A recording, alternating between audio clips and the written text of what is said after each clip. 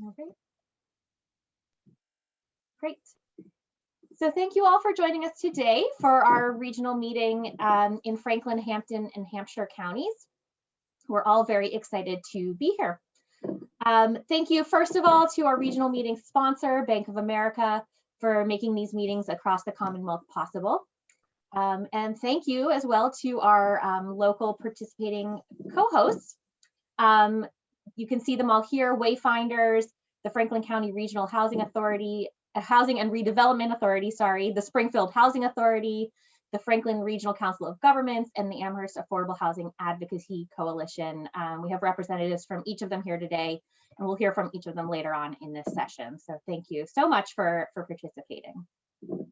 So just a little bit about CHAPA. We are a statewide affordable housing organization that encourages the production and preservation of homes that are affordable to households with low and moderate incomes, and to foster diverse and sustainable neighborhoods through planning and community development.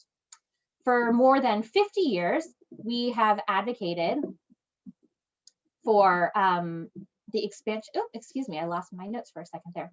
We have advocated for opportunity at the local, state, and federal levels, for the expansion of access to housing through our coordination of the Massachusetts Homeownership Collaborative, monitoring thousands of affordable homes across the state and administering mass access.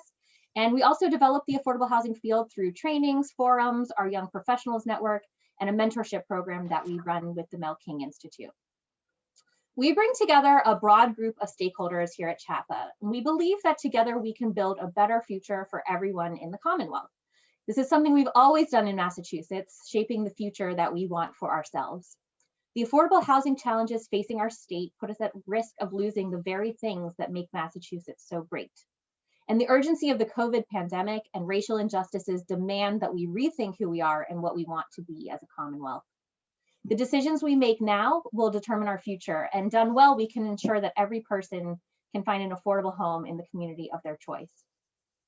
And while there are big challenges ahead, many of which we will talk about today, and we want to hear from you too, we know that our goals are achievable. We can make it so that every person in Massachusetts has the ability to live in safe, healthy, and affordable homes in the communities that they choose. So I'm really excited for our agenda today. First, we'll hear from our policy team about state and federal updates and priorities. We'll also hear about CHAPA's fair housing efforts, our municipal engagement initiative model, and then we'll hear from our regional co-sponsors on the challenges and opportunities that they see for this region. And we want to hear from you. You know your communities better than anyone else, so please share your challenges, your strategies, and concerns so that we can all learn. And with that, I'm going to hand it off to my colleague, Abhi. Hi, everyone. Good afternoon. So thank you for being here. We have a lot going on the state side in terms of a lot of money coming in from the federal side, but also the state budget moving forward. And also this was the session many bills were filed, and so many of our priorities are moving forward. Hearings are coming up, so a lot has been going on. But before I start with that, I just wanted to acknowledge the huge piece of legislation that actually got passed at the end of last session or early this year, which was the housing choice. It was a zoning reform that has happened after many, many decades in Massachusetts. It was a change to state zoning law 40A, Chapter 40A, enacted through the Economic Development Bill. And this was basically something that we had been advocating for, where we wanted to make sure that we are looking at smart growth and also making sure we are thinking about the intersection of transportation and housing, and how exactly to integrate them both in a way that makes sense for families, and make sure that we are providing opportunities for homes for everybody in Massachusetts. And so this was basically a few sections of many bills that we had been advocating for years. And the main component of it was the housing choice, which made it easier to approve some of the smart zoning for housing policies on the local level through a simple majority vote instead of supermajority. And also this applied to all communities in Massachusetts except Boston. The law is now in effect, and yes, I already covered that. It also made sure that We are providing tools for all the communities to use. They are at their disposal so that they can make it easier for increasing housing production at their local level. And it basically made changes to three categories, as I said, lowering the supermajority to simple majority for certain zoning ordinances that were particularly smart growth oriented policies. Then it newly introduced a multifamily zoning requirement for municipalities having MBTA access, and also it made changes to streamline and permitting and address the issue that we have been hearing from across Commonwealth, which is on abutter appeals. And so it made some changes to make those a little bit not difficult, but it made them fair in order to do that. So also there's a lot more guidance that we are expecting from DHCD to explain certain nuances of the law to ensure that how this gets implemented is going to be fair. And so, sorry, I'm still here, right? Sorry, I had something on my screen. So we are waiting for DHCD to issue those guidances, and we know that they have been taking input from many stakeholders to do that. And so please be on the lookout for that. I know we'll be sharing many links on the specifics of this. And just quickly, I mean, these are some things I put on the slides just if people are looking for more information, but I'm just going to quickly skim through it. That, as I said, it allows for only for certain kinds of housing by right with simple majority. The caveat here is what exactly counts as an eligible location where multifamily housing can be built. And so there are specific definitions on what an eligible location is, and we expect even more guidance from DHCD on that. And also just a listing of what kind of housing developments can be allowed by special permit through simple majority. Those are listed here. For more information, you can review the links that we'll be posting, because there is a lot, because it's many pages of the law. So I just want to make sure that we have the highlights up there. But if anybody has any questions, please feel free to reach out.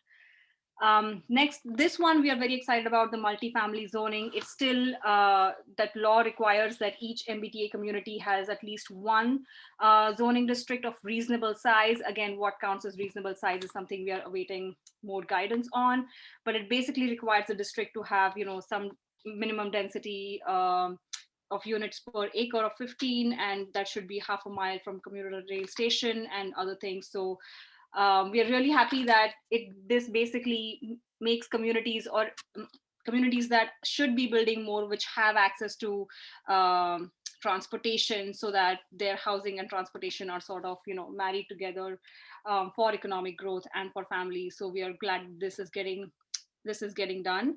Just a map of all the MBTA communities, and I'll be talking about how we plan to build on that as well. And so please feel free to refer these links for more information, or feel free to reach out to us. So that was just something that has already happened, and our outlook going forward from here is going to be building on that.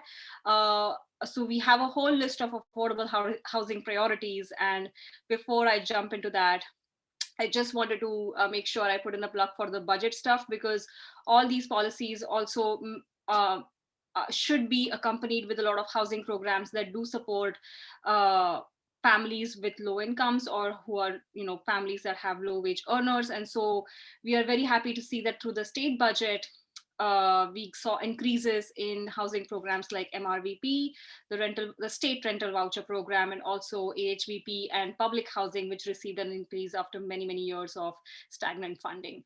So we are glad that in addition to the federal money, the state has also been showing commitment to housing programs, and we definitely want to count on that momentum and keep advocating for more and more vouchers to come out, especially as we have these permanent housing vouchers. We want to see them go deeper in terms of affordability and also reach more families. And so that's going to be our advocacy. I cannot go ahead without a caveat that one of our advocacy remains to be a full expenditure of this program, because we have seen over the years that not the full allocated amount is being used. And so that is going to be our push for sure.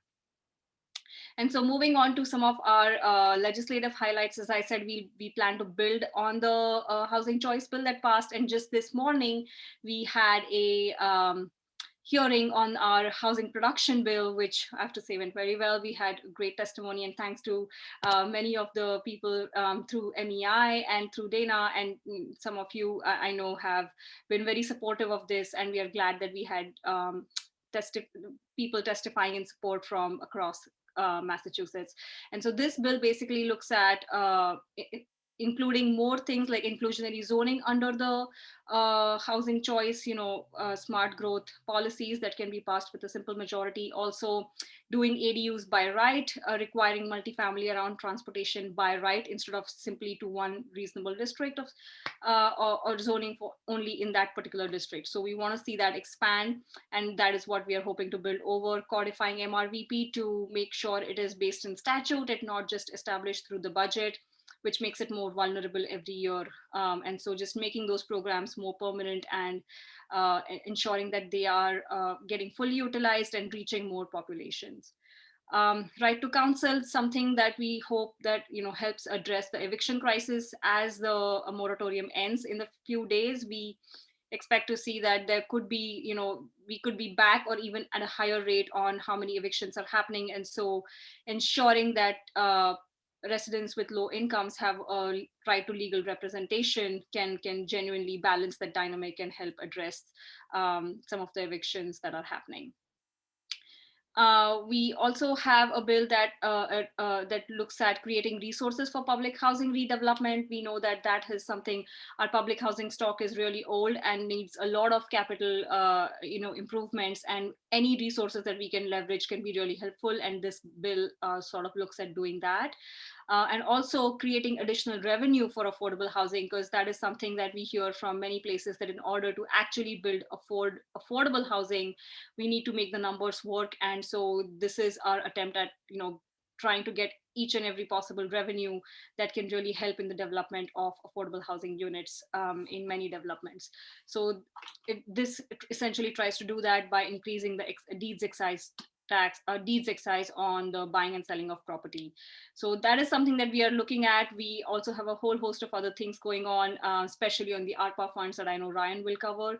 But please feel free to reach out to us, and we are happy to collaborate on many of these priorities. And we invite you to many of our committees where we have deep dive discussions on many of these issues. Yes, so yes, it does include both internal and detached ADUs.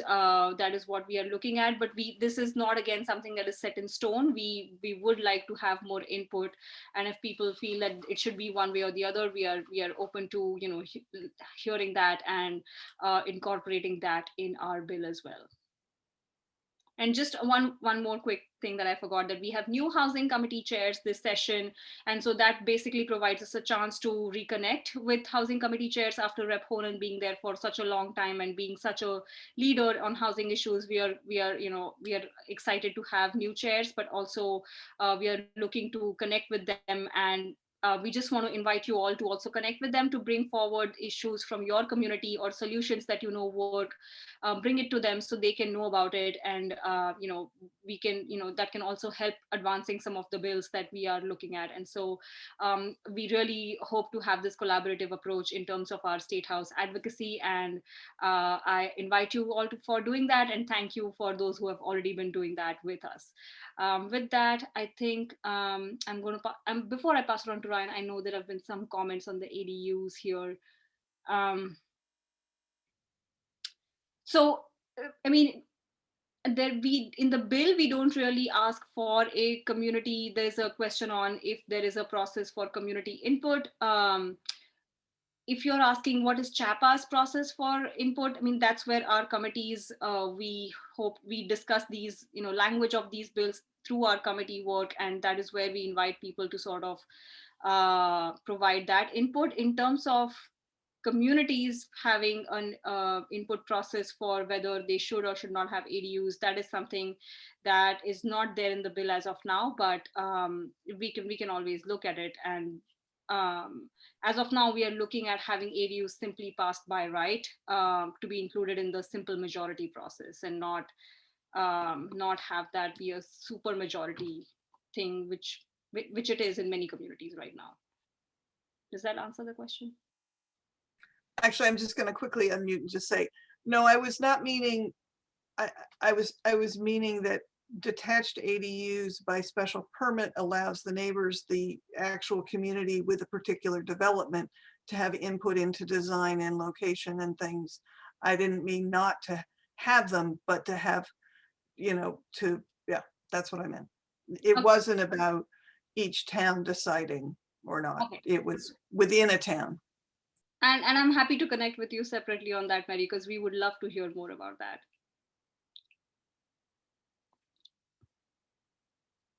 And Abhi, it looks like there's one more question in the chat, a question from one of our participants. Why is CHAPA supporting the HERO bill, but not a couple other bills for transfer fee options for affordable housing that would give towns more flexibility? Yes, and I would like to clarify that we are not supporting the transfer fees, because the concept of transfer fees, we definitely are supportive. It's just that we are still we have not been able to get to a point where we agree with the current language of the bills that are proposed, and that is not also due to because we do not agree with it. It's simply that we have very our CHAPA's process for getting a bill on our priority list is extremely extensive, and so we just have not been able to put those bills through that process to get to look into it, deep dive into it, get our stakeholder input, and like just go through that whole process, which does not go to say that we are not supporting it. It's just we are not supporting it yet, but we are definitely in support of the transfer fee statewide option for sure. It's just that we have not been able to agree on the particular language of it, but we hope to. I have to say though that at this point, and especially over the last year, there have been so many things that have come up, which CHAPA has had to focus on. And right now, I think we are just very hyper focused on the ARPA stuff, and so that's it's just something that we have chosen to that we just don't have capacity for more than that. But I have to be clear that it's not that we are not supportive of it for sure.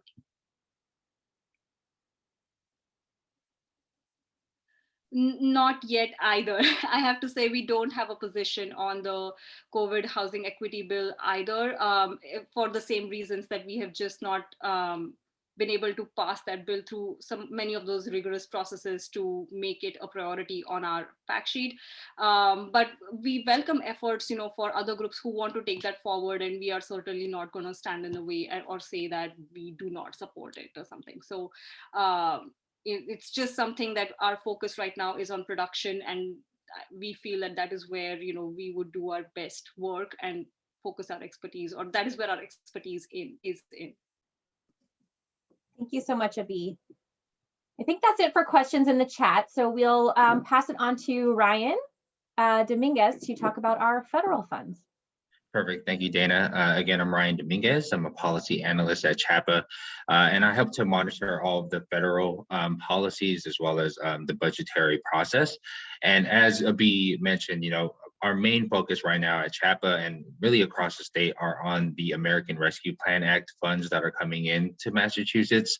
I think that the whole state legislature is kind of held up right now with all the different bills until we can actually get out some of the funds, since there is a deadline to spend some of those. So I'll talk a little bit today about some of the funds that are coming in. Some of them will be coming directly to some of your cities and towns and to some of your counties, so that you can understand how you can get involved as a local advocate in the process that may be going on, and maybe be able to use some of those resources towards some of the things that we're talking about here today, and specifically for housing.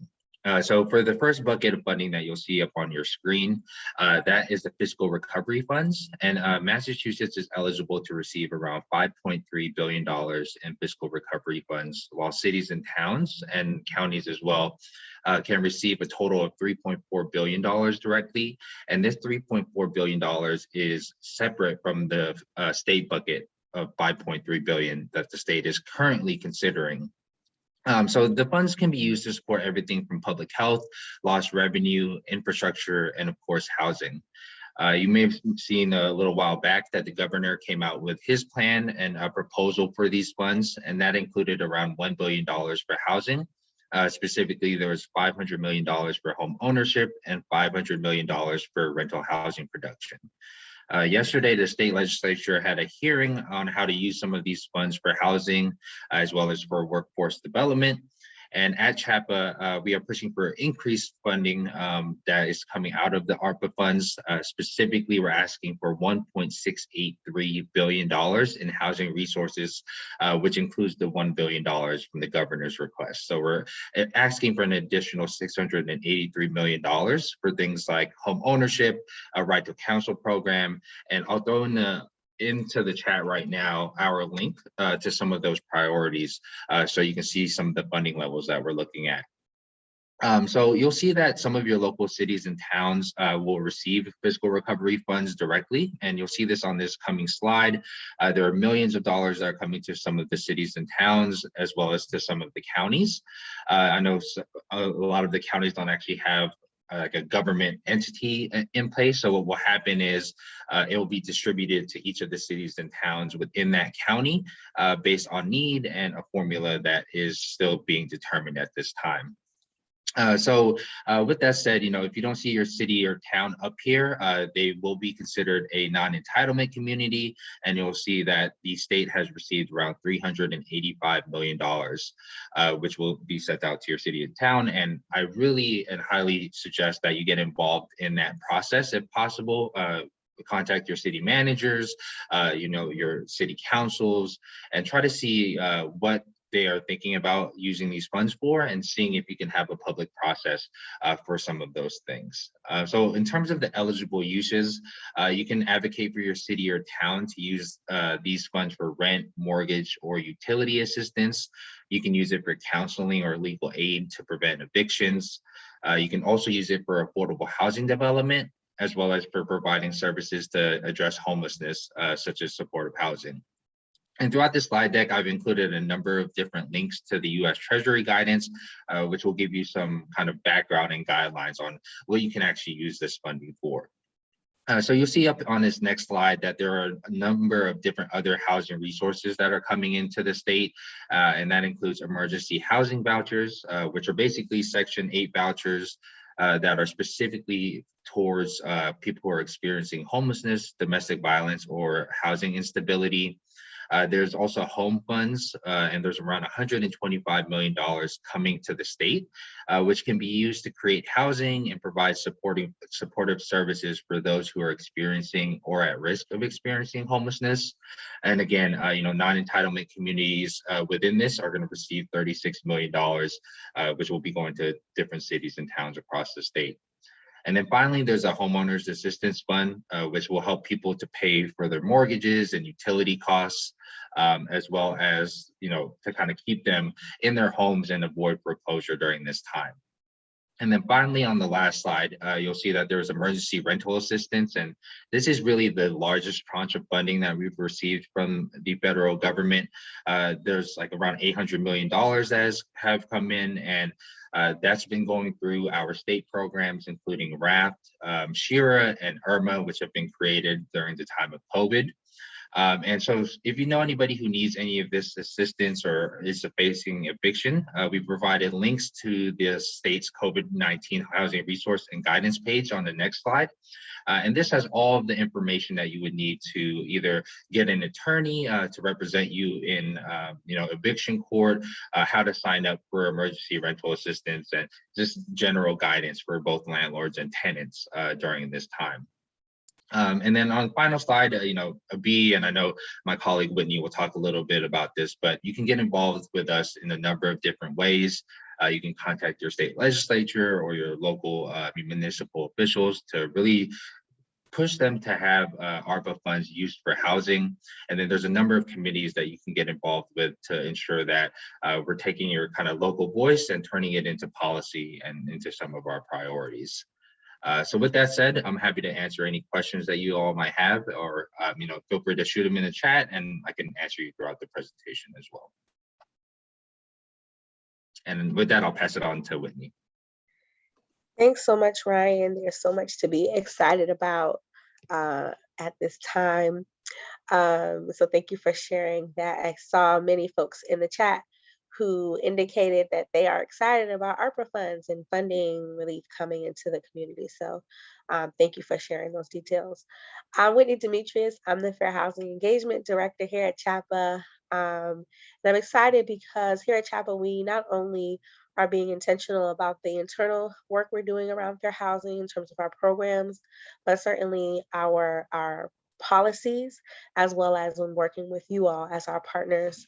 And so I'll take some time in the next slide to kind of talk about where we have sort of focused our efforts and are looking at directives in terms of federally. Then we'll talk about state policy and then some local initiatives you all can help us in being part of. So in the Biden administration, the sort of effort in terms of building back better and fair housing, wanted to highlight for you guys three things. One being the redressing of discriminatory housing practices, um, some changes around sex discrimination as a protected class, and then lastly, around affirmatively furthering fair housing. So in the beginning of Biden's administration, very onset on January 26th, he issued a memo around redressing our nation's federal government's history of discriminatory housing practices and policies. And so why this is so important is because really that redressing is really working on remedying those patterns of segregation and discrimination. And really, what he outlined there is about taking all steps necessary to conform current HUD policies to the requirements of the Fair Housing Act. So that really set the tone in the very onset of the administration, which many of us are excited about. I am reminded that during our last time being here in Franklin County being doing our in this region, doing our regional meeting, we shared some less exciting news from the federal administration about the rescinding of the affirmatively furthering for housing rule and some not so hopeful quotes. So I'm just excited about that sort of directive that we are finding now in this administration in terms of sharing.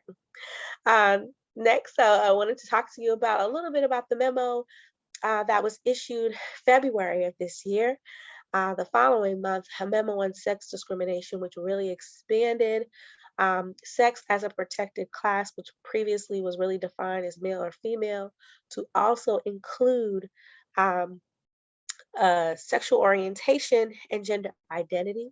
So the expansion of that as a protected class is really, really important. Individuals are able to now file their complaints at the Department of Housing and Urban Development, right? So that really means a lot in terms of how that protected status is defined. Although we know we have in Massachusetts sexual orientation, gender identity as part of our statewide protected class, but certainly to see this on the federal level is very hopeful and something to be excited about in fair housing. Lastly, I'll share the restoring the affirmatively furthering fair housing rule that was similar to what was under the Obama administration. There was a comment period in terms of the interim rule, and the final rule will be effective in just a few days. So excited about the restoring of this sort of federal obligation to affirmatively further fair housing. So lots of good things to share. I just wanted to highlight just those three, but also we take a lot of our directive here at CHAPA, thinking about what's happening federally to think about what we might need statewide as well to do. So it's my pleasure really to highlight the legislative priorities that our policy team has put together here at CHAPA around exclusionary zoning, disparate impact, and affirmatively furthering fair housing. In this sort of package, the prohibiting exclusionary zoning would prohibit restrictive land use zoning and permitting decisions that perpetuate segregation and prohibit discrimination against affordable housing development or housing that is suitable for families with children. We know many of you all in working with you locally that this can sometimes be a barrier to more development being built. And so we've heard you and we're continuing to work on this bill. In addition to that, affirmatively furthering fair housing, right? We talked about what does it mean to have it be rescinded under a federal administration, but what does it mean when there are transitions, and how do we ensure the obligation on a statewide duty to affirmatively further for housing and create inclusive communities that create a commission to establish how communities must meet this duty. So we're really, really excited about this new piece of legislation. And then lastly, disparate impact, which would create a standard to protect people against housing discrimination despite the intent of the policy or practice, but really thinking about what the effects of that is on protected class members. So we're really excited about this legislative agenda that we've been able to put together here at CHAPA.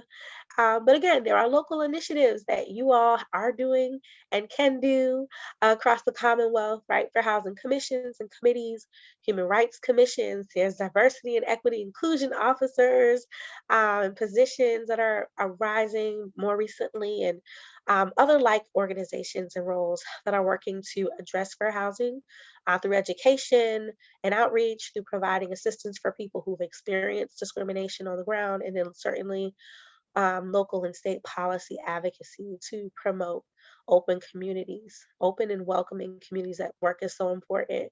Certainly, we invite you, if you are interested in just learning more about what fair housing is, to check out our housing toolbox and dive in and learn a little bit more about that. But also, if you are interested in starting one of these efforts, we shared some information as well through MAPC about how to start a fair housing commission in your local community.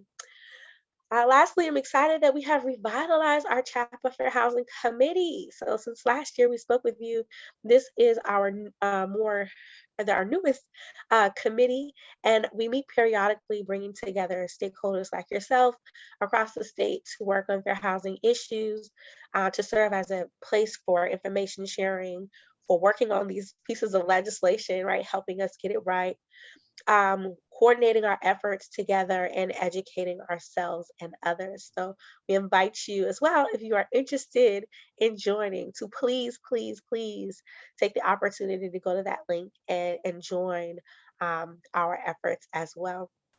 So what can you do now? You can certainly join a local effort. You can establish, revitalize, and expand even your local fair housing committees and commissions, etc. You can certainly contact your municipal officials and decision makers and state legislators around the policy issues to support those. And we again invite you to join our Fair Housing Committee. So I'm just excited to really share some good news this year around fair housing that we're hopeful about, and certainly from hearing from you all that we have considered in our policy efforts. So I'm excited now to hand it over to Dana to talk about the municipal engagement work that we are doing. Thank you, Whitney. It is exciting to see the change in the last year, all of the momentum we've seen around fair housing. So thank you so much. I want to take just a moment before I start to acknowledge a couple of legislative folks who are here with us today. Representative Gouveia has joined us, and also staff from Senator Comerford's office. We really appreciate you being here and listening, and also sharing with us in this session. So I'm going to talk a little bit about our municipal engagement initiative, which Whitney is also part of, and Lily as well. And the program really comes from this idea of neighborhood defenders. If you haven't yet had a chance to check out housingpolitics.com, I would urge you to go there and read the research. This is stuff that we kind of knew intrinsically, but this report from some researchers at BU, Catherine Einstein, David Glick, and Maxwell Palmer, really drove home that they looked at meeting data of who was commenting at meetings around housing, and particularly affordable housing, and compared it to voters in each of these communities. And they found that commenters were disproportionately white, male, older, and more likely to be homeowners. These trends persisted across high and low cost cities. I will let you all know that they had done this for Greater Boston, but they also dug into some additional communities for us, like Springfield, and found the data was the same outside of the Greater Boston area as well. And really what happens is this really contributes to an inadequate housing supply in highly desirable neighborhoods, because most of the people who show up to meetings to speak are talking about their opposition to new housing and new affordable housing as opposed to creating more. So you must drive around your community, walk around your community and see signs like this all the time. You know, stop the Whopper. We don't want this type of building. This is where, you know, we don't want low income housing. It can be very frustrating. We would rather live in a state where we see more signs like this, where we see people saying we want more affordable housing. We want to protect it and expand it. We know that community support can really make or break housing development at that local level, but so many communities just don't have a strategy or a coalition to build that local support. And so that's where our municipal engagement initiative comes in, is to really help at the local level to support the efforts of communities to build a culture that's welcoming to housing, especially affordable housing, as opposed to in opposition to it. We want to bolster the efforts at the local level that are already there and grow the number of people who are supporting housing production in each community. There's a lot going on at the local level, and we want to build that up and elevate it. So we work, this is how we do our work. I encourage you to check out our MEI Lite Toolkit, which you can find on our website. It has a lot of sample agendas and stakeholder lists and activities that you might want to take part in. But just to quickly give you an overview of how we do what we do, we really work to find a core group of people in any given community. John Hornick, who's going to be speaking later, is one of our partners in Amherst. Identify more partners. We try to build a really broad stakeholder list. We want it to be not your usual suspects, so people from a whole array of places, because we believe that housing really is at the core of what makes communities great, and having more housing opportunities is what's at the core of making communities great. So we bring in more partners, we start to have conversations, we do a data dive so that everyone's kind of coming from the same point of view of what are our challenges. We help to put together a launch event or meeting, and we help communities grow their process and really take action. Ultimately, what we want to see in the end is both a sustainable coalition and some production of housing or new policies put in place. And we have some examples of that in our toolkit as well. I know that can all sound a little bit daunting, so I get asked this question all the time: what can I do in the meantime? I'm not ready. And John will tell you it's a lot of work to put together an affordable housing coalition. I'm not quite ready for that. What can I do today? Just me, myself, as a resident of my community. There's a lot you can do, so don't feel overwhelmed. I would encourage you to dig into your local housing data. We always encourage folks to go to MHP's Data Town. You can get to know your housing data in your community and also compare to other communities to see where you might fall, what kind of strategies you might want to emulate from other places. You can always meet with your local planners and elected officials to hear what they're seeing, understand the climate for housing, for funding, for strategies and opportunities that they're working on. You have to show up to public meetings. You have to speak up for more housing and more affordability. This is so important. If we understand from the housingpolitics.com research that people who are opposed to housing and affordability will show up over and over again to voice their opposition, we need to show that there is support in our communities and that we want this in our communities. You need to show up and keep showing up. We encourage folks to push back against myths and exclusionary language and concerns. So a good example of this is someone's proposing housing that will have 3-bedroom apartments, and they say, oh, I don't want that. We don't have room for more students in our school. You can push back. You can say, first of all, we've actually seen our school enrollment numbers going down. And second of all, that's a fair housing violation. And Whitney will be happy to help you think through how to talk about that. But we can't be making zoning decisions based on excluding protected classes. Or if you hear people making their concerns about their property values going down because of affordable housing, please push back against that. Be the voice of reason in the room. There's always space for educational forums in your community. These are great ways to bring in new people to the conversation, broaden your base of people who are supporters. And then lastly, but not least, is really to listen to people with the deepest affordability concerns in your community. Often they are not supported, their voices are not elevated at public meetings. So think about how you are giving space for people who will be the end users of affordable housing, the end users of the policies that you're implementing or advocating for, and how you can elevate those voices. So with that, I want to just double check the chat to see if there's any questions. Okay, I do see a question here from Whitney. So Whitney, do you want to quickly, or you answered it in the chat?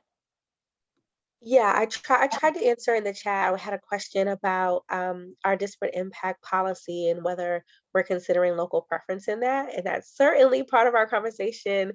Again, remembering that I'm working under the Municipal Engagement Initiative, and many of our local communities are considering this and revising their standards to really get at inclusion and diversity in their community. So that's certainly something we're looking at within the policy as well.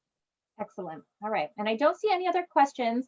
So with that, we're going to go into some updates from our regional partners, and we're going to start with Keith Ferry. I'm going to stop sharing my screen for a second. We're going to start with Keith Ferry from Wayfinders. So Keith, go ahead and please help us learn a little bit more about what you're experiencing in your organization. Oh, I think you're still muted, Keith. Thanks, Dana. And thanks to everybody at CHAPA for all the work that you do. I'm glad to be here with you all this afternoon. Wayfinders, for those of you who don't know us, is a regional affordable housing and community development organization serving Western Massachusetts. Some of you have probably seen this, what I'm going to talk about, more than once, but it's always good to ground ourselves in the data. And as we were preparing for this, we talked about the need to remind ourselves of kind of the context and the data dives that Dana was talking about, getting grounded in the local data. So I'm going to ground us in that a little bit, but also appreciate the framing that Dana and others are bringing to that great opportunity we have right now to solve for many of these challenges. And sometimes when you see data and the data becomes overwhelming and the problems seem unsolvable, but we're at a different moment right now where there are resources that we have. There are resources that we can still advocate for to come in the future. And I hope this will provide us the fuel, the energy, and the momentum to continue our work, to get those resources and then to put them to work to solve the real challenges that our communities face. So to that end, I wanted to share some data from our the regional housing study that Wayfinders Community Foundation of Western Massachusetts and UMass Donahue Institute and the stakeholder group of many folks who are on the phone today worked on over the last year. The link to that regional housing analysis was just put into the chat, but I'm going to highlight some of the data that I think is important for us all to kind of have as context. Some of this is data leading into the pandemic. And first, I'm going to talk about housing affordability. And there's a lot of data on each one of these slides I'm going to share, but I'm just going to ask you to focus on the left-hand side of the screen. This is about poverty, and I want people to understand where we rank in the Pioneer Valley compared to the Commonwealth overall. And you see we have higher poverty rates across all racial and ethnic lines in the Pioneer Valley than Massachusetts overall. I think that's important to point out. People often think of Western Massachusetts as the affordable community to live in, lower housing prices, but our incomes are much lower. And as you'll see, when we look at the median family income for the region, looking at it from 2013 to 2018 here, you see these are lower incomes than you would see for the Commonwealth. And but the other thing to point out, the important thing to point out here is the stagnation of income for Black and Hispanic households. Coming into the pandemic, we see a flat, no income growth, whereas for white and Asian households, you see large income growth. And what all this manifests into is great issues and concern around housing cost burdens. So when we look at housing cost burdens, that's the amount of income you're paying on your housing costs. And again, focus on the left-hand side of the screen here, two charts that I want you to look at here, owners versus renters. And we see that renters are more cost burdened. We have an extremely high cost burden rate here in the Commonwealth overall at 50%. But we see here in the Pioneer Valley, it's higher, even though we thought of as having a more affordable place to live. And there's a lot of things that are driving that affordability challenge. And I'm going to talk about that in a second, but you're looking at higher poverty rates, lower incomes overall, communities of color not seeing growth in their incomes, and right now rising housing costs. During the pandemic, we saw housing costs rise for both rents and ownership housing. So sales prices have gone up more than 20% across the Pioneer Valley and continue to rise, and rents are not far behind. And when we think about who are renters in this case, again, the racial differences are quite stark. 70% of white households own their own homes. Only 30% of Black and Hispanic households own their own homes. So when we look at the disparity there, it's quite significant, and that relates not only to housing stability, but as we know, that relates to kind of wealth creation and wealth, generational wealth for families.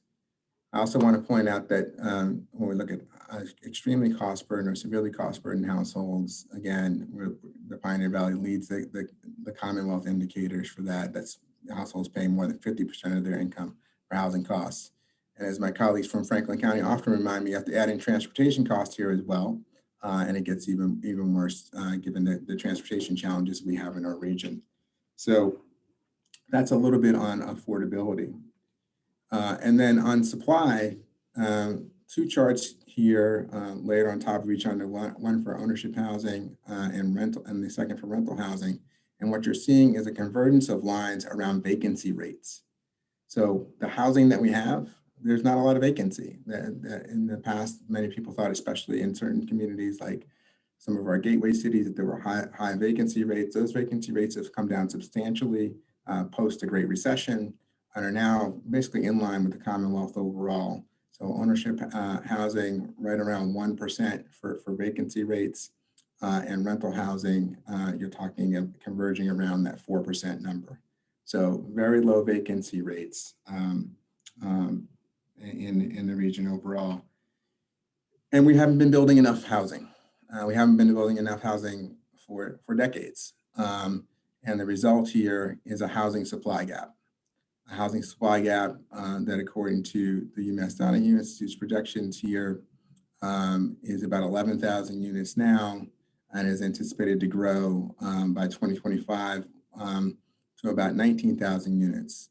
You know, some often wonder, well, is the demographics, what's happening here? A number of things are happening.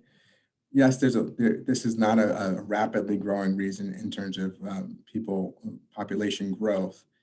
But what we do have is an aging population that's staying in its homes longer, the aging population.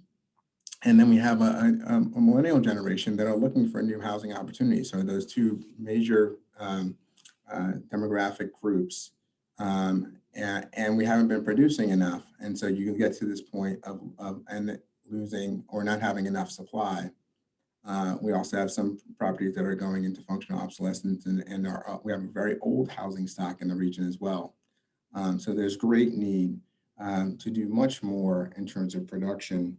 When we look at the age of the housing stock, the lack of the vacancy rates are extremely low, and the extreme supply gap in the region. So I'm going to stop sharing there and just take one more second to say that the great thing about this moment, as I said before at the top, was that the solutions are known. You know, we know we need to produce more. We know what kinds of housing we need to produce. We even have some of the capacity to do it, but we do need to invest in more capacity to do more with these resources and to do it in a timely manner so that we can have the recovery that we want and deserve and need for this region to get to that equitable, inclusive, and economically thriving region I think we all want. We also need to get to more housing supports for folks, and my colleagues, I won't steal their thunder, but Wayfinders administers Section 8 and MRVP vouchers and all those things, and we're getting more of those, and that's great. The challenge is around the housing supply issues, though, in terms of really thinking about that. And I would say, finally, yes, ARPA is great. There's money in ARPA, but there's more that we should advocate for from the federal government. There's an opportunity still yet with the reconciliation package that the Congress will be working hopefully to bring to fruition later this year before the end of the federal fiscal year.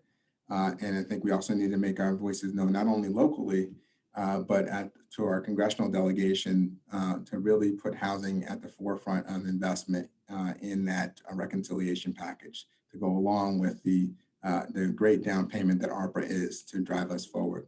So I'm going to stop there. I know there are my other colleagues have lots to say, but I hope that gives us some framing for the rest of the conversation and discussion this afternoon.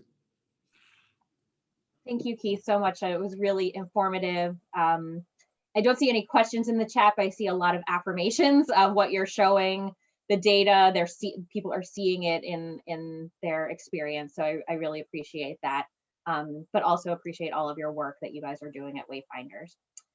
So next up, we're going to have Gina Gavani, who's here from the Franklin County Regional Housing and Redevelopment Authority. Gina.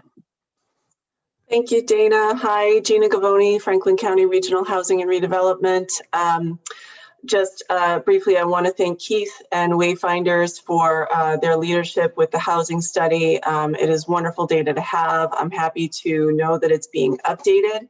And also, I want to point out, when you're looking at that housing gap and when you're looking at the proportionate need in Franklin County, it doesn't necessarily look as great, but when you look at the population, it is proportionately huge. And I hear about this from many of you on today's call, the need for housing out there. And I want you to know that the message is received, but I have a couple of things I want to talk about today in terms of how we can try to meet that need and what's going on. HRA as our shorthand, we are a regional public housing authority, also a redevelopment authority. We're one of the only regional housing authorities in the state. We also are the HCEC, meaning we administer the RAF program for Franklin County, and we are the region's, Franklin County's HUD Housing Counseling Agency. We are also a developer. CDBG, we have sort of the whole array of programs. So with that, I want to just focus in on a couple of things that are local and really from our own portfolio, just to draw your attention to that. So Dana, would you mind moving to the next slide? So I want to start with state public housing. So our whole portfolio in Franklin County is state units, meaning there are no federal public funds coming into those units. Right now, the current amount average per unit, and when I say current, I mean what's actually projected over the next 5 years, is $1,300 per unit in capital investment to public housing units. Not enough. Not enough. Right now, with the ARPA funds, which is one of our biggest hopes for funding into this underfunded pool, it would hopefully bring us up to a place where we were able to ensure basic health and safety and accessibility. Just by comparison, being a developer also of private low-income housing tax credit developments as well, it's important to look at the state public portfolio and know that there are not elevators and basic accessibility features in our senior and elderly and disabled housing. There are not the same sprinkler and fire safety equipment that would be required and is required in the private portfolio that many of you might know. So I want to put this out there and just say, please support Mass Narrow's ask of this $450 million in ARPA funds for the state public portfolio. It is not enough.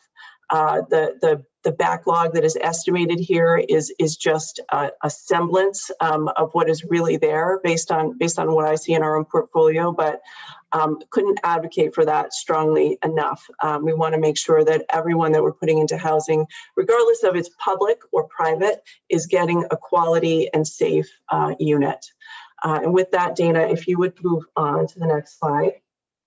I want to show you just again from our own Section 8 portfolio what our lease up rates look like for the past 3 years. And I'm pointing this out mostly because of what we saw in 2020, and this is calendar year, and we assume due mostly to the moratorium. So this is the comparison of the number of vouchers that we've issued to new participants in the Section 8 program. Now, this excludes MRVP, just for disclosure, compared to those that have actually been able to lease up. So when we look at why, we think that a big portion of this has to do with the moratorium that is ending, as we all know, later this week. Secondly, there's the lack of available units. And then lastly, there's the relationships that need development and maintenance with landlords, and really making sure that they understand the services that are available and what our tenants are capable of in terms of payment and the program. There are probably always going to be landlords that don't want to work with the Section 8 program because they don't like the paperwork, and that's not something we can necessarily overcome. But one of the things that we've done in Franklin County is the Improving Housing to Improve Health initiative, and I believe Alyssa LaRose is going to talk a little bit more about that. But that has given us at HRA a housing navigator, and this person is essential in that she has helped those who are most in need, those with histories of incarceration and or substance use, to get into housing. Many of these folks already have the benefit of a Section 8 voucher, but they still struggle to find available units. So it's one thing that I'm hoping we can increase on our staff so that we can increase the use of vouchers and housing. Beyond that, I want to say that we did just receive 15 new emergency housing vouchers. We're very excited about that. And these are the stats we're looking at. So the absorption rate on those vouchers is going to be a challenge to meet the goals and hopefully utilize all of them. Dina, would you move on to the next slide? So I want to talk a little bit about housing services and really what it takes to use housing and get folks into housing units. All housing development includes planning for services and not necessarily enough. This past year has really shown us what mental health, behavioral health, and physical challenges folks are having, and what's been exacerbated by a lack of access to those resources.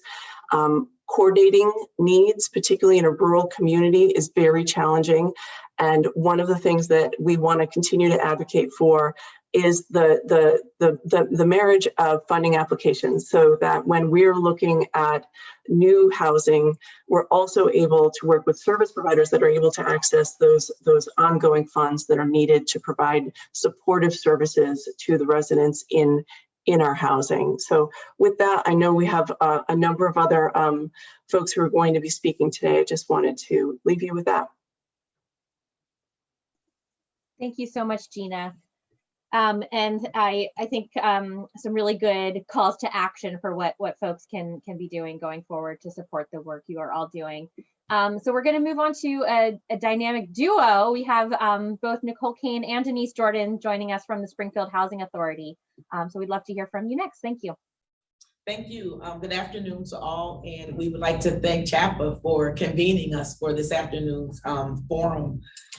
So as has been said, I think Keith and Gina have both set the stage. And so one of the things that Springfield Housing Authority, just by virtue of our name, Housing Authority, we receive a lot of calls from folks that are looking for low-income housing. And because we are a public housing authority, the number of units that we have are set. And so one of the challenges for us is, even with our Section 8 participants, is finding affordable housing, specifically in the city of Springfield. So the challenge for us is capacity building. You know, it would be great for us to be able to assist folks finding housing. And I want to thank Keith and the folks at Wayfinders for being great partners, because oftentimes we refer the folks that call us to his organization for assistance. So having been involved in a number of regional and local conversations regarding the lack of affordable housing in the region, one of the things that we really need to talk about is building capacity throughout our region, because if folks continue to look to Springfield, the number of folks looking for affordable housing is just going to continue to grow. And so we really need to come together and think about ways that we start trying to build capacity outside of the city of Springfield, because many of the towns that surround Springfield have one major thing that Springfield doesn't, and that's land to build. You know, so I think, you know, Gina gave a real clear presentation. And so many of the things that she spoke about we have some of those challenges at Springfield Housing Authority, but my biggest challenge, and Nicole, is the amount of folks that we get on a weekly basis looking for housing, and they're not looking for housing down the line. It's like yesterday. And so it's very disheartening not being able to, assist those folks. Thank you so much, Denise. And I hear the urgency that when we get these calls all the time at CHAPA too, the urgency, we have solutions, but how is this going to help me right now? And so I appreciate all the work that you are doing to help people find housing solutions right now. Very much appreciate all the work that you're doing. So next we're going to go to Alyssa LaRose from the Franklin Regional Council of Governments. Alyssa, thank you. Hi, thanks Dana. Thanks for having me and thanks CHAPA to hosting this. So my name's Alyssa LaRose. One moment. Hey children.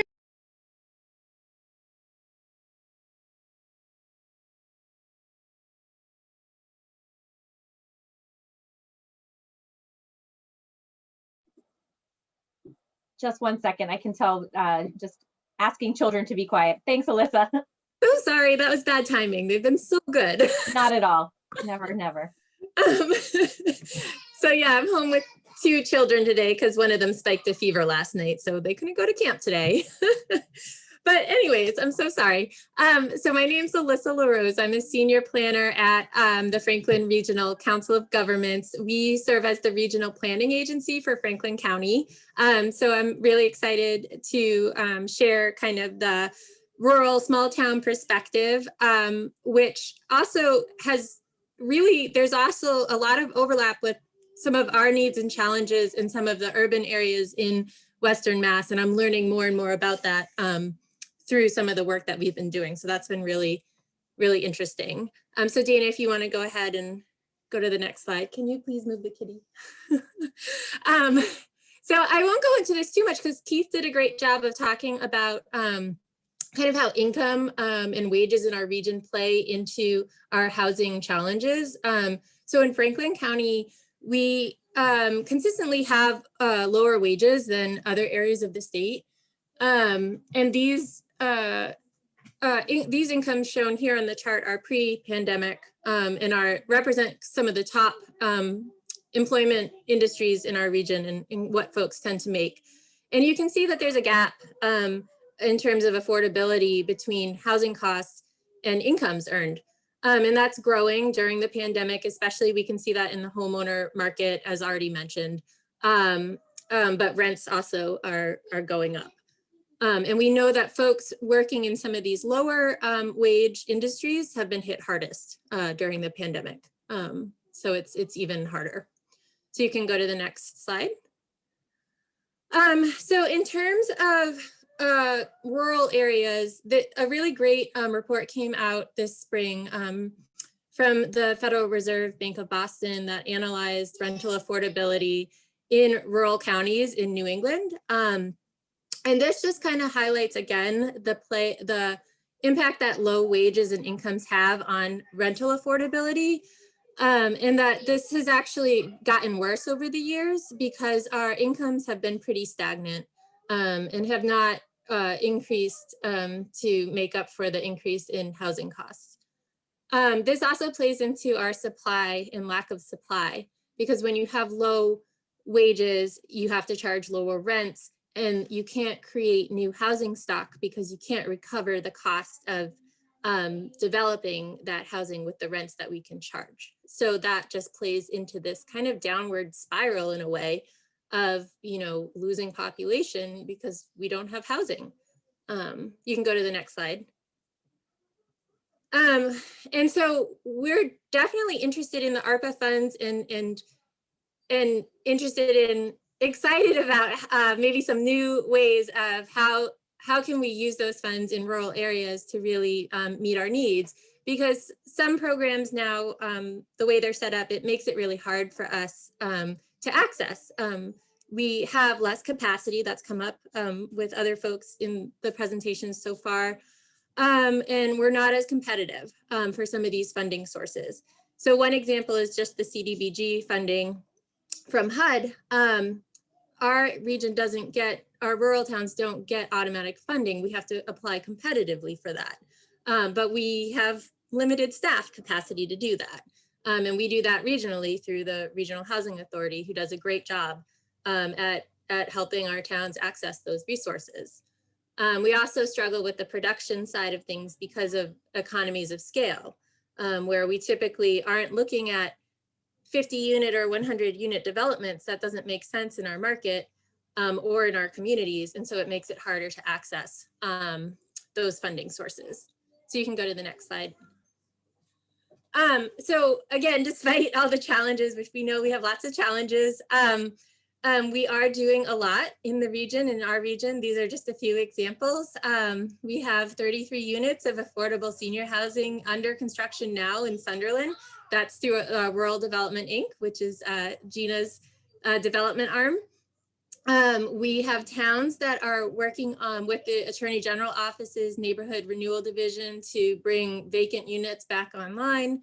We have smaller communities that are using their CPA funds to support Habitat for Humanity in creating units in their communities. So we are moving forward. Next slide. And I think one of the things that I'm most excited about is just the building, kind of growing awareness in our region of the housing needs, and that there's a lot of people coming together and wanting to figure out what can we do about this. And so just in the last year alone, we partnered with the Massachusetts Housing Partnership on the Western Mass Housing Conference, which was a series of workshops last fall. We had 2 community groups in Franklin County that pulled together a really great series of workshops this spring, the Housing is a Human Right series, which I know some of you on the call were part of.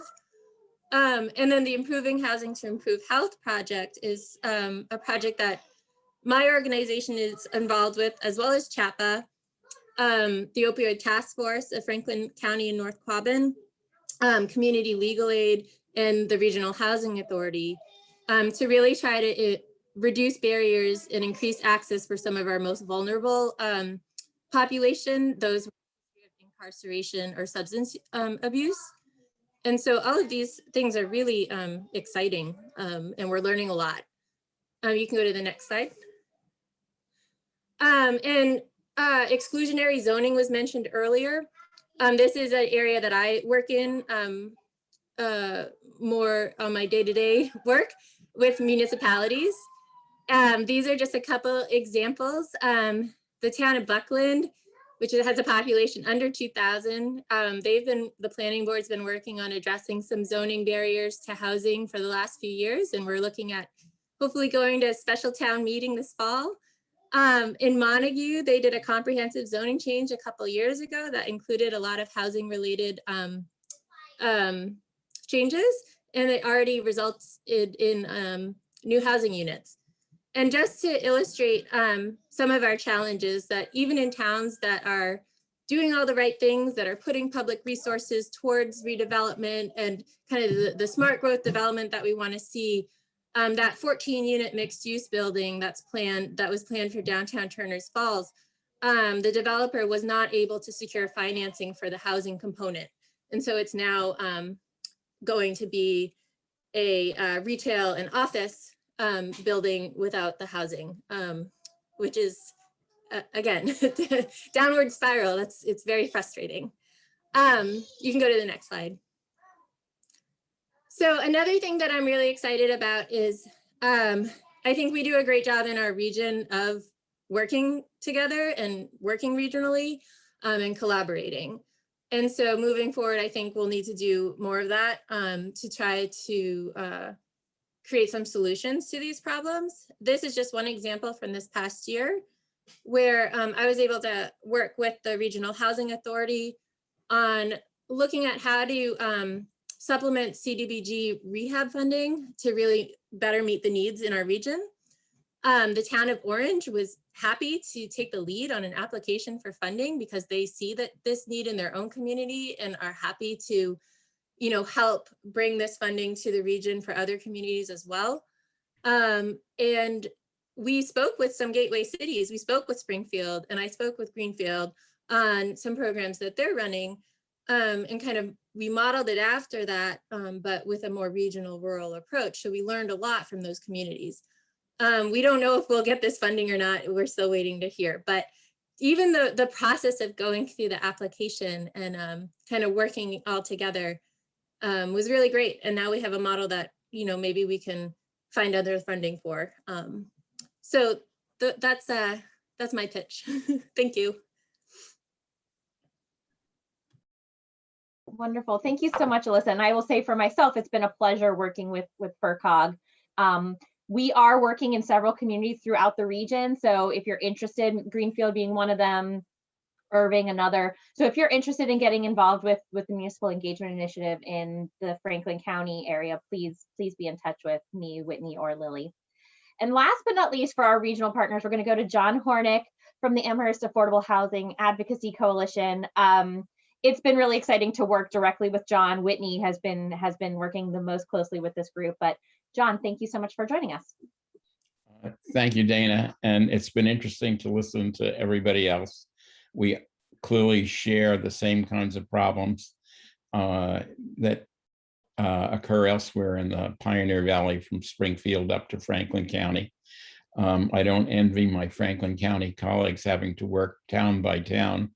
I'm fortunate enough to work in only a single town, Amherst, and to try to push changes there. I should mention that I have an advantage in addition to being the chair of the Housing Coalition in Amherst. I'm also the chair of the Amherst Municipal Affordable Housing Trust. The Housing Trust is inside government. The Advocacy Coalition is outside government. And so the two can work together, especially when they share the same chair. So what that means is sometimes we get things through town hall as a consequence of being part of the Housing Trust. And sometimes we're out there advocating for changes or supporting new developments. And I'll start with one example of that is now starting to come to fruition. About 3 years ago, after a 2-year search, Valley Community Development identified a piece of property in Amherst where it could create a 28-bed studio apartment building. So after their search, they started to look for support from the town. They asked for $500,000 in Community Preservation Act money. And wouldn't you know it, the neighbors immediately around where this unit was going to go up came out in force to oppose it. I had actually seen a presentation by the BU group that Dana cited earlier. And so I'd already heard the fact that the people who turn out for these different public hearings are people who are opposed. And that was part of the raison d'etre for having an advocacy coalition. And indeed, we started that coalition. And among the things that we did really as a first effort were to organize the community to support this Valley Community Development proposal for the studio apartments. I don't remember if 15, 20 people from the immediate neighborhood wrote letters to town council opposing the development, we had 3 times as many people writing town council in favor of the development. When town council held a hearing, we also had about 3 times as many people speaking in favor of the development. We took advantage of the fact that there's a lot of support in the community, but it doesn't necessarily come out. The people who are motivated to come out are the people who are opposing it. The good news is that Valley Community Development just received assurance of funding from the Department of Housing Community Development, so they'll be starting on those studio apartments next spring. The Housing Trust also received support from the town to acquire 2 pieces of property, one which the town purchased really with CPA funds with our support, and the other an existing school property. And we've put those to get together, and we're about to go out with a request for proposals for a developer to develop the 2 sites. I anticipate there'll be 50 to 60 new affordable units across the 2 sites. They're about a half a mile apart, and the Housing Trust had the major role in shaping what would be there, although we also brought in various community stakeholders to help us shape what that should be. So in any case, those are 2 things that I'm very pleased about. We're now looking at other ways to assert ourselves to gain control or access to property in town. And as I said, that will be partly an internal process and an external process. We need to bring our supporters together, not just the 9 people who are members of the Housing Trust, but the 50, 60 other people who turned out to support Valley Community Development's work on the Amherst Studio Apartments to support these other efforts. Otherwise, they don't happen. Otherwise, local opposition will happen, or somebody will have a better idea for how a site can be used. So doing this kind of work is really critical. And as I say, there's real value in having both a housing trust and also in having a coalition that's somewhat separate from it. So the town manager doesn't yell at me when I say we're going to take a stand on something before or after, there's clearly been developed a need for advocacy. We do some legislative advocacy. For example, we recently signed on to the transfer fee bill that was supported by both the coalition and the Housing Trust. And it's also now been supported by Amherst Town Council. So that's a really positive thing. And if people don't know, there's a statewide advocacy effort being organized by the town of Somerville. And they now have something like 60 organizations that have signed on to support that transfer fee bill.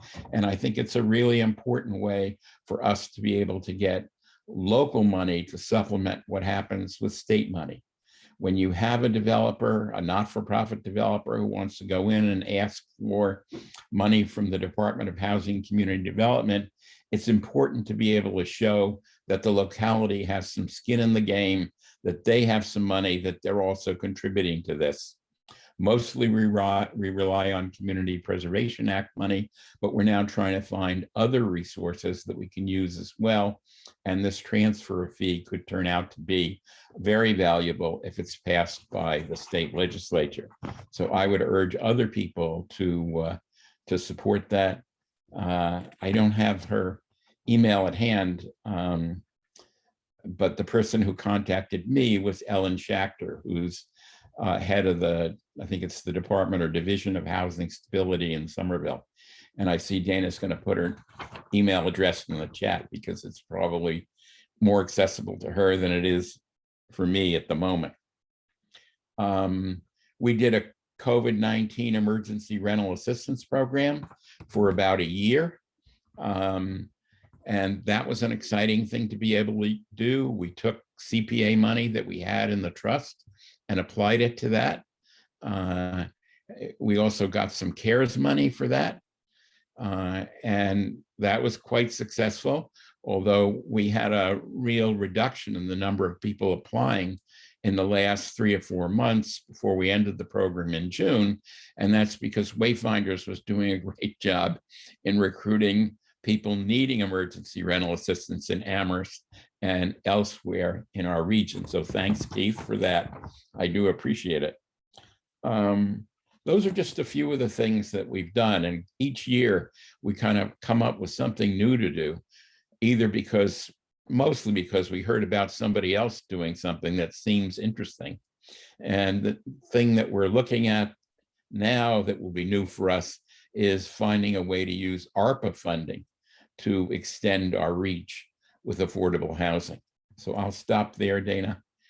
I hope that's That's enough, but not too much. It's enough, but I know you're doing more, and I just thank you for all the work that you've been doing in Amherst. So I'm looking at the clock. We just have maybe 5 or 6 minutes left for conversation. So I want to open it up to all of you. I do want to mention a couple of things that we have coming up. And I see that in the chat, Tom had actually shared that Springfield is thinking about how to allocate their ARPA funds right now. I echo your call for housing advocates to be contacting his office and other communities' offices about suggestions to spend those funds. We are holding a call on Monday. The Municipal Engagement Initiative and the policy team at CHAPA to talk about making the case for ARPA funds at the local level. It's open to everyone. We will be sharing some ideas, what is eligible, and then just also talking with each other about how we can be advocating for these funds to be spent on housing. We've been throwing out a term, of suggesting at least 20% of ARPA funds locally go towards housing efforts. Many communities are asking for more. ARPA funds are the American Rescue Plan Act funds that Ryan talked about earlier in the session that are going to be available to many local communities and the state. Thank you. So there's a link in the chat to join us for that. So any other comments or questions from the group? I've been trying to monitor the chat as we go along, but we do have a couple of extra minutes left. I see, Keith, do you have your hand up? No. Okay, sorry. It's hard to tell.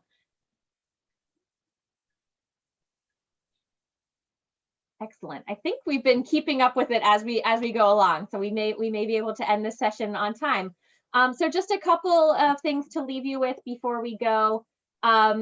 Please make sure to sign up for our housing briefs. That's how you'll hear about everything that's going on at CHAPA.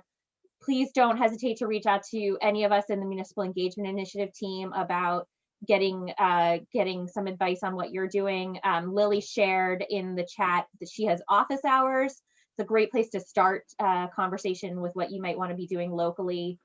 We also have Affordable Housing 101 sessions. We are not holding one in August. We're giving people a little break, but this is a great place if you have advocates or people in your community that are interested in kind of getting up to speed on the alphabet soup that we've all been talking about together and the various terms. That is open to everyone. It's also there's live interpretation into Spanish through Claudio, so it's really as accessible as possible. So please don't hesitate to reach out to us with any questions.